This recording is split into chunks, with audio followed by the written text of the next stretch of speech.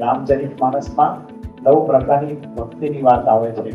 સબરીને ત્યાં રામ પધારે છે અને એ વખતે સબરી એમ કહે છે કે પ્રભુ, હું તો અભણ છું, મને તો કઈ સ્તુતિ પ્રાર્થના કરતા આવડતી નથી. ત્યારે રામચંદ્રજી કહે છે, તમને ના આવડે તો કઈ નહીં, અમે તો ભણેલા છે ગુરુકુળમાં, અમને આવડે છે.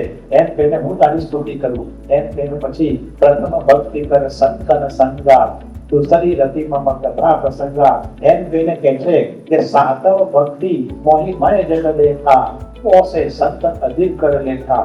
સાતમી ભક્તિ બહુ અગત્યની કહે છે કે મારા કરતા પણ સંતનો મહિમા વધારે સમજવો, એ સાતમી ભક્તિ કીધી. ભગવાનને ભીખ નથી લાગતી કે મારા કરતા સંતો મહિમા વધારે સમજશે તો મારી બેઠું ડાઉન થશે, એવું નથી હોતું. કહેવાનો ભાવાર્થ એ છે, વલ્લભાચાર્યને ના શિષ્ય હતા દામોદર હરિરાય. કોઈ પૂછ્યું કે શ્રી કૃષ્ણને પ્રભુ કહો છો અને વલ્લભાચાર્યને મહાપ્રભુ કેમ કહો છો? એ કહે છે કે પ્રભુને ઓળખાવનાર, એટલા માટે વલ્લભાચાર્ય મહાપ્રભુ કહે છે.